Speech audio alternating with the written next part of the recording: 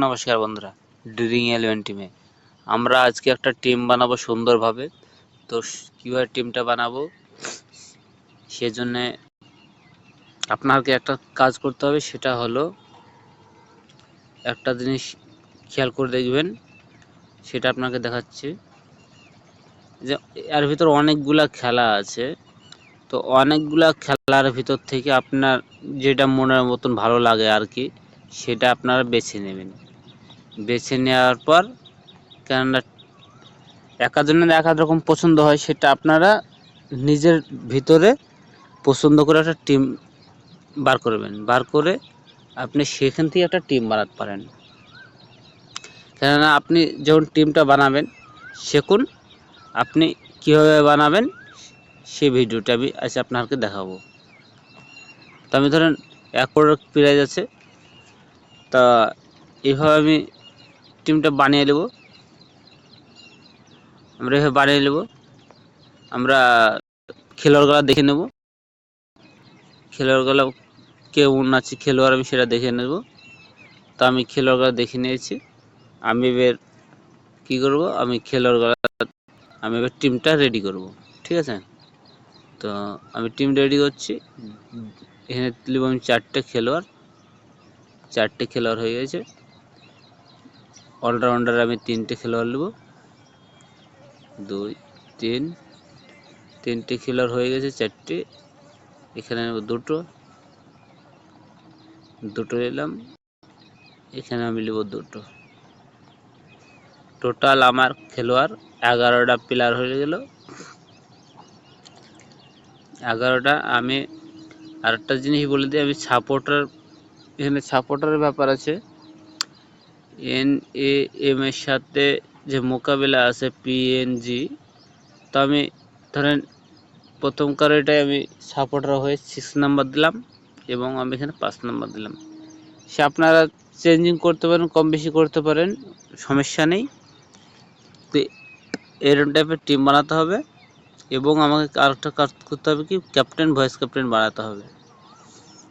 ঠিক আছে, ক্যাপ্টেন কীভাবে বানাবো সেজন্যে আমাদের এরকম টাইপের পেজ আসবে। আমি দেখে নেব যে কাকে দিলে আমার ভালো হবে ভয়েস ক্যাপ্টেন। তো আমি এই চিন্তাটা একটু করে ভালো হবে, আমি একটা মাথায় নিয়ে আমি বানাইলাম। ঠিক আছে, তা আপনারা এরকম টাইপের বানাবেন। তারপর আমি দেখে নেব কেমন হয়েছে। তা আপনারা দেখতেছেন সুন্দর হয়েছে আমার যে টিমের যে খেলোয়াড়গুলো সাজানো, ভালো হয়েছে। তা আপনারা এইভাবে সাজাবেন। আর ভালো লাগলে একটা লাইক, একটা সাবস্ক্রাইব জরুর করবেন। বন্ধুরা এইভাবে দেখতে পাবেন আপনারা এই যে খেলোয়াড়গুলো আছে, খেলোয়াড়দের টাইম দেওয়া আছে কটা, এই খেলোয়াড়গুলো কটা ম্যাচ খেলবে। ঠিক আছে, পরপর চেক করবেন।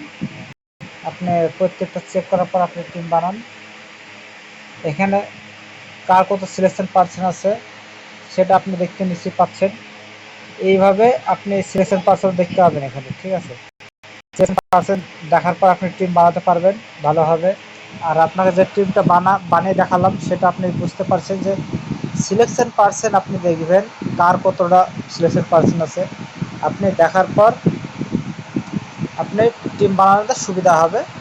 এভাবে সবগুলো চেক করে নেবেন। এখানে ব্যাটিং, অলরাউন্ডার, বলার সবগুলাই আছে, সব খেলোয়াড়গুলাই আছে। আপনি সিলেকশন পার্সেন্টগুলো দেখে নেবেন। দ্বিতীয়, এখানে ড্রিম টিমে কতজন নিয়ে আছে কোন প্লেয়ারগুলোকে সেটা আপনাকে হেঁটে দেখাবে। 50% বেশিরভাগ নেওয়া আছে, 50%। এখানে দেখেন কাকে কাকে নেওয়া হয়েছে, আপনি বুঝতে পারবেন।